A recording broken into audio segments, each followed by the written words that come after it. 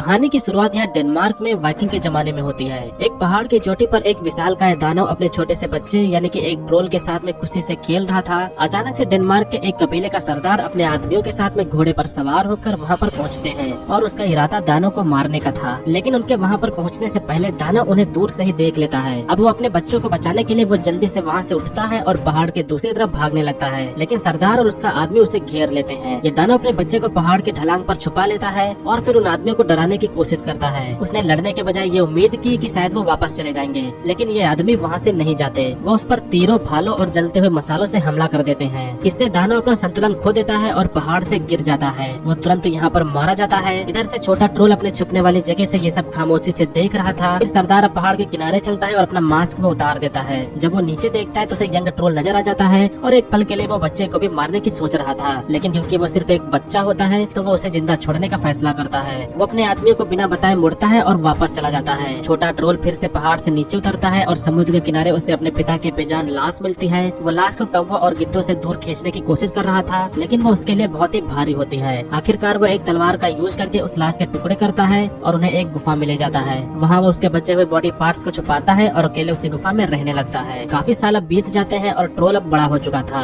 लेकिन हर रोज वो अपने पिता के कटे हुए सर को देखता है। वो दुख में रोता है और उसे याद करता है। इसी बीच इधर डेनमार्क के वाइकिंग कबीले में एक प्रीस्ट नई टेवर्न के उद्घाटन के लिए एक धार्मिक समारोह करता है। वो सरदार को घोषित करता है कि टेवर्न अब पूरी तरह से तैयार है। दूसरी तरफ ट्रोल जो सालों से अपने पिता का बदला लेने के लिए इंतजार कर रहा था, आखिरकार वो अपनी गुफा से अब बाहर निकलता है। उस शाम जब कुछ वाइकिंग योद्धा टेवर्न के अंदर जश्न मना रहे थे तो ट्रोल वहाँ पर पहुँच जाता है। वो बाहर के पहरेदार पर हमला करता है और उसका सर वो कुचल देता है और फिर वो अंदर टेवर्न में पहुँचकर सभी वाइकिंग्स को बारी बारी से मारने लगता है। अगली सुबह सरदार अपने आदमियों के साथ में टेवर्न में आता है। ये देखकर वो काफी शौक हो जाता है कि यहाँ पर सभी लोग मारे जा चुके हैं। वाइकिंग योद्धाओं की लाशें जो वहाँ पर रात भर के लिए रुके थे हर जगह बिखरी पड़ी हुई थी। उन सभी को एक एक करके बहुत ही बुरी तरीके से मारा गया था। सरदार अपने कमांडर से पूछता है कि जब ये हुआ था तब तुम कहाँ थे? कमांडर जवाब देता है कि मैं गाँव में गया था। कुछ यंग आदमी नशे में आ जाने के बाद में यहाँ पर रुके थे, लेकिन मुझे नहीं पता था कि इतनी क्रूरता से उन्हें मार दिया जाएगा। अजीब बात यह है कि न किसी औरत को नुकसान पहुँचा गया और न ही किसी बुजुर्ग को। ये सुनकर अब सरदार बेचैन हो जाता है। सीन यहाँ पर चेंज होता है और हम ग्रीनलैंड के वाइकिंग की तरफ देखते हैं, जिनके लीडर का नाम लियो है, जो कि एक मशहूर वाइकिंग योद्धा है और हमेशा की तरह अपने जहाजों पर चढ़कर लूटने के लिए और हमला करने के लिए निकलते हैं। लेकिन अपने सफर के दौरान ठंडे मौसम ने उन्हें डेनमार्क के पास में रुकने पर मजबूर कर दिया। इसी बीच अब उसी रात डेनिश सरदार अपने गार्ड के साथ में पहाड़ के पास में जाता है और चिल्लाकर ट्रोल को चुनौती देता है। लेकिन जैसे ही वो कुछ कदम आगे बढ़ाता है, ट्रोल अचानक से उसके पीछे आ जाता है और गार्ड के सिर पर वार करता है, जिससे वो तुरंत ही मारा जाता है। दूर से सरदार ये देखता है और अपनी तलवार लेकर आगे बढ़ता है,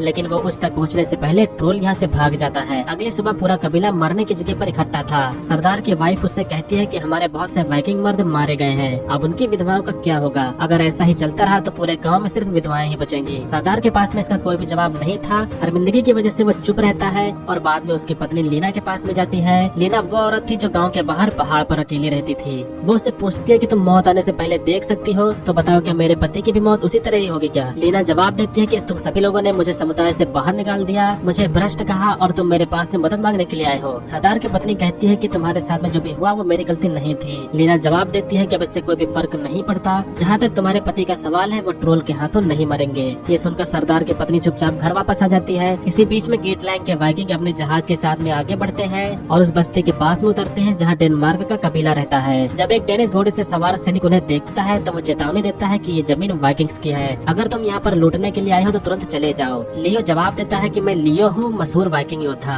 हमारे सफर के दौरान हम यहाँ पर सिर्फ कुछ ही दिन यहाँ पर आराम करना चाहते हैं, हमारा यहाँ लूटने का कोई भी इरादा नहीं है। सैनिक कहता है कि हमने तुम्हारे बारे में बहुत सुना है, आओ मैं तुम्हें हमारे सरदार से मिलवाने के लिए ले चलता हूँ। लियो और उसके आदमी सरदार से मिलते हैं। सरदार उसे देखकर खुश होता है और कहता है कि आखिरी बार जब मैं तुम्हारे पिता से मिला था तो तुम बच्चे थे, अब तो तुम एक महान योद्धा बन चुके हो। लियो उसकी सहमति में सिर हिलाता है। उस रात सरदार लियो और उसके आदमियों के लिए टेवर्न में एक दावत का इंतजाम करता है। सरदार की पत्नी खुद उसे पीने के लिए चीजें परोसती है। दावत के दौरान लियो पूछता है कि यहाँ पर इतनी विधवाएं क्यों हैं और यहाँ के मर्द कहाँ गए? सरदार उसे ट्रोल के एक रात के हमले के बारे में बताता है। ये सुनकर लियो कहता है कि अगर ट्रोल हर रात वाइकिंग मर्दों को मारने के लिए आता है तो अब से मेरे आदमी और मैं उसका इंतजार करेंगे। पार्टी के बाद में सरदार और उसकी पत्नी बाकी लोग घर वापस चले जाते हैं, लेकिन लियो और उसके योद्धा कबीले के कुछ आदमियों के साथ में टेवर्न में ही रुक जाते हैं। आधी रात को ट्रोल टेवर्न के बाहर अब आता है। पहले वो एक प्रीस्ट को सूंघता है और फिर दरवाजे की तरफ वो बढ़ता है, ये सूंघने के लिए ये जो अंदर वाइकिंग से वो यहीं के हैं या फिर बाहर ही हैं। अंदर लियो और उसके योद्धाओं को एहसास हो जाता है कि ट्रोल बाहर बाहर आ चुका है। वो जल्दी से युद्ध के लिए अब तैयार हो जाते हैं, लेकिन ट्रोल को महसूस होता है कि ये जो अंदर योद्धा है वो यहाँ के वाइकिंग्स नहीं है। अंदर जाने के बजाय वो बंद दरवाजे पर अब टॉयलेट करने लगता है। अब जब अंदर के वाइकिंग्स हमला करने के लिए बाहर दौड़ते हैं तो ट्रोल रात के अंधेरे में अब गायब हो चुका था। अगली सुबह सरदार लियो से कहता है कि ये काफी अजीब है कि कल रात कोई भी आदमी नहीं मारा गया। लियो जवाब देता है कि ट्रोल दरवाजे तक तो आया था,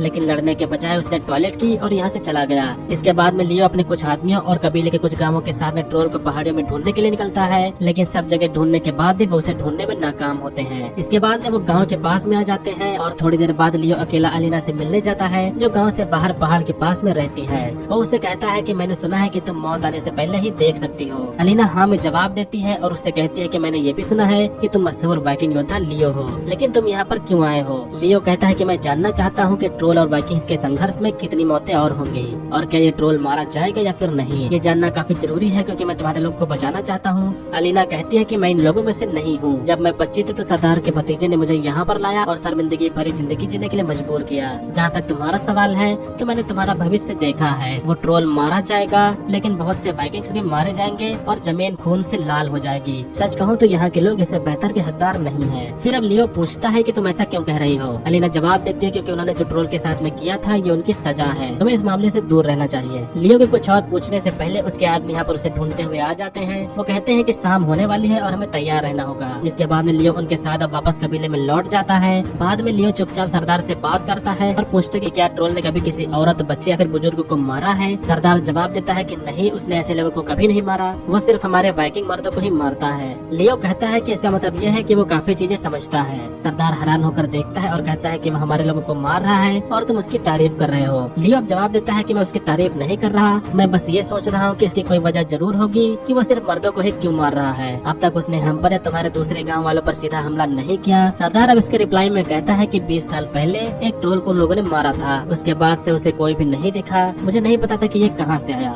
अगर तुम ट्रोल से डरते हो तो मत लड़ो। उस शाम लियो और उसके योद्धा एक बार फिर टैवर्न के अंदर ट्रोल का इंतजार कर रहे होते हैं। जब उन्हें उसके आने की आवाज सुनाई देती है तो वो तलवारें लेकर अब बाहर दौड़ते हैं, लेकिन एक बार फिर ट्रोल कहीं नजर नहीं आ रहा था। निराश होकर वो वापस टैवर्न की तरफ मुड़ते हैं और उससे पल ट्रोल इधर चुपचाप चट्टानों के पीछे से निकलता है और अपने छुपने की जगह की तरफ चला जाता है। अगले दिन लियो एक बार फिर से लीना को देखने के लिए जाता है और वो उससे पूछता है कि बताओ ट्रोल को कैसे मारा जा सकता है। अलीना इसके रिप्लाई में जवाब देती है कि तुम अपने आदमियों के साथ में घर वापस क्यों नहीं चले जाते। लियो उसे जवाब देता है और कहता है कि जाने से पहले मुझे ये जानना होगा कि लोगों को इस ट्रोल से कैसे मुक्ति मिल सकती है। फिर इसके बाद में अलीना उसे अपनी झोपड़ी में ले जाती है और जवाब ढूंढने के लिए अपनी फॉर्चून टेलिंग हड्डियां फेंकती है। उसी पर लियो को बाहर ट्रोल की आवाज सुनाई देती है। वो बाहर दौड़ता है, लेकिन ट्रोल उसे देखकर भाग जाता है।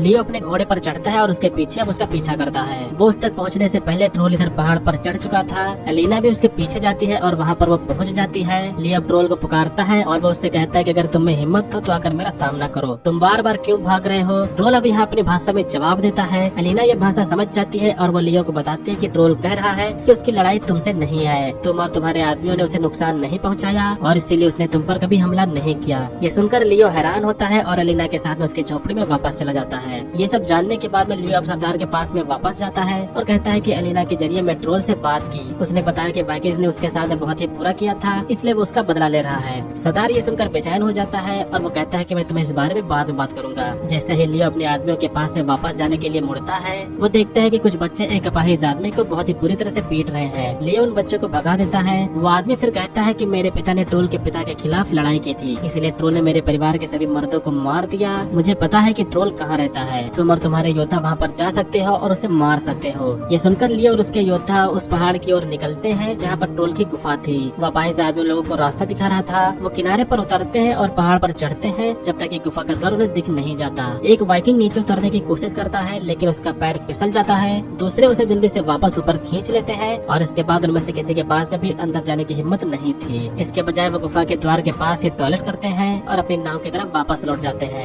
लेकिन अचानक से पानी के नीचे से छुपा हुआ ट्रोल वाइकिंग्स पर टूट पड़ता है। जिसने भी उनकी गुफा के पास में टॉयलेट किया था उसे वो मारने की कोशिश करता है, लेकिन उसके साथ ही अब जल्दी से उस पर वार करते हैं। इसके बाद में ट्रोल अब वापस पानी के नीचे जाने पर मजबूर हो जाता है। वाइकिंग की जान यहाँ बच जाती है और उसके बाद एक ग्रुप वापस अब टैवर्न में जाता है और पूरी रात ट्रोल का इंतजार करते हैं, लेकिन इस बार ट्रोल के अंदर आने की हिम्मत नहीं थी। अगली सुबह लियो बाहर निकलता है और देखता है कि ट्रोल ने उस अपाहिज सैनिक को मार दिया है जिसने उन्हें गुफा का रास्ता दिखाया था। हैरान होकर लियो और वाइकिंग्स ट्रोल की गुफा में वापस जाने का फैसला करते हैं, लेकिन इस बार वो गुफा के अंदर जाने के लिए रस्सी का महसूस करते हैं। जब वो अंदर जाते हैं तो उन्हें यहाँ पर अजीब सी चीजें बिखरी हुई मिलती हैं। एक वाइकिंग यहाँ पर ट्रोल के पिता की खोपड़ी तोड़ता है और उस पर वो टॉयलेट भी करता है। उस वक्त यहाँ ट्रोल नहीं था, लेकिन जब वो वापस आता है और टूटी हुई खोपड़ी को देखता है तो वो तुरंत समझ जाता है कि उसकी गुफा में कोई घुसा हुआ था। अपने पिता की इस बेइज्जती को देखकर ट्रोल गुस्से से भर जाता है। उस शाम जब वाइकिंग्स टैवर्न के अंदर सो रहे होते हैं तो ट्रोल यहाँ पर आकर उन पर हमला करने लगता है। वो उसे मारता है जिसने उसके पिता की खोपड़ी को तोड़ी थी। ये देखकर लियो भी ट्रोल से लड़ने लगता है, लेकिन लियो ट्रोल के मुकाबले बहुत ही कमजोर था।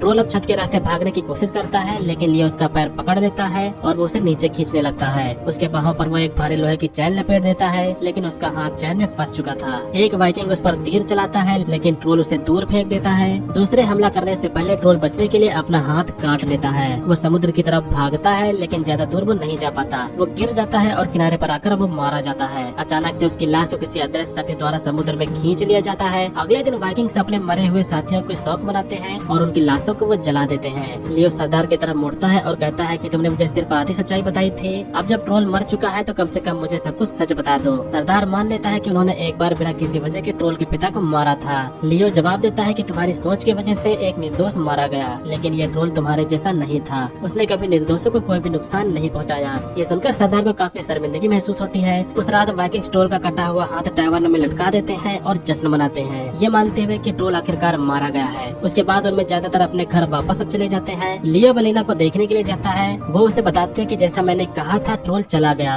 लेकिन तुम्हें अभी भी और घाव सहने बाकी हैं। वो फिर इसके बाद अपना बीता हुआ कल बताती है। वो कहती है कि सालों पहले ट्रोल उसके पास में आया था। वो एक बार उसके साथ रहा था, लेकिन उसके बाद उसने उसे कभी छुआ नहीं। अजीब बात यह है कि वाइकिंग्स ने उसे परेशान करना बंद कर दिया। वो लियो से ये भी कहती है कि वो बुरा नहीं था, उसने सिर्फ अपने बचपन के दर्द को धोया था। दोनों लोग बात करते करते एक दूसरे के करीब आ जाते हैं और एक दूसरे के वो बाहों में आ जाते हैं। आधी रात अब ट्रोल की माँ गांव में टूट पड़ती है। रास्ते में वो एक प्रीस्ट को मारती है। वो फिर इसके बाद में टैवर्न में पहुंचती है और यहाँ अंदर सभी वाइकिंग्स को भी वो काट देती है। वो अपने बेटे का कटा हुआ हाथ अपने साथ में ले जाती है। अगली सुबह एक छोटा सा लड़का चुपचाप एलिना के पास में आता है। वो उसे चुप रहने के लिए कहती है, फिर चुपचाप उसके साथ में वो चली जाती है। इसी बीच में वाइकिंग्स को लगता है कि ट्रोल अब भी जिंदा है और यहाँ पर जो नई हत्याएं हुई हैं इन सभी का जिम्मेदार है। वो उसे ढूंढने के लिए शिकार पर निकलते हैं। ट्रोल यहाँ अभी जिंदा हो सकता है। वो अकेले गुफा में दौड़ता है और पानी के रास्ते वहाँ पर पहुँचता है। यहाँ उसे एक ट्रोल की लाश चट्टान पर पड़ी मिलती है, लेकिन अब जैसे वो उसके करीब जाता है ट्रोल की माँ अचानक से पीछे से आकर उस पर हमला करती है। वो उसका गला घोटती है, लेकिन लियो एक पत्थर उठाता है और उसके सर पर मार देता है और फिर वो तलवार पकड़ता है, जिसके बाद वो उसे मार देता है। उसी पल वो छोटा लड़का हाथ में तलवार लिए अब यहाँ पर पहुँचता है। उसे देखकर लियो की सच्चाई का एहसास होता है कि ये लड़का कोई और नहीं लीना और ट्रोल का बेटा है। लियो अपना हथियार नीचे करता है और उसे नुकसान नहीं पहुंचाना चाहता था। बाद में लियो वापस कबीले में लौटता है और सरदार को बताता है कि मैं यहाँ से जा रहा हूँ। ट्रोल और उसकी माँ अब वाकई मर चुके हैं। जाने से पहले वो एक बार फिर से एलिना से मिलता है और वो उसे चेतावनी देता है कि अगर लोगों को पता चलता है कि ट्रोल का एक बेटा है तो वो तुम दोनों को मार देंगे। एलिना शांति से जवाब देती है कि ये राज सिर्फ हमारे बीच में ही रहेगा। ये कहकर वो यहाँ से चली जाती है। अंत में लियो ट्रोल और उसकी माँ के लिए एलिना की झोपड़ी के बाहर एक कब्र बनाता है, लेकिन दूर से ट्रोल का बेटा आंसुओं के साथ में सब कुछ देख रहा था। फिर लियो अपने आदमियों के साथ में अब यहाँ से चला जाता है। इसी के साथ में यहाँ पर ये थ्रिलिंग एडवेंचर वाली मूवी खत्म होती है। दोस्तों इस मूवी का नाम है बीवुल्फ एंड ग्रिंडल। मूवी अगर आपको पसंद आए तो वीडियो को लाइक करेगा, चैनल को सब्सक्राइब करेगा। मिलते हैं अगली वीडियो में, बाय।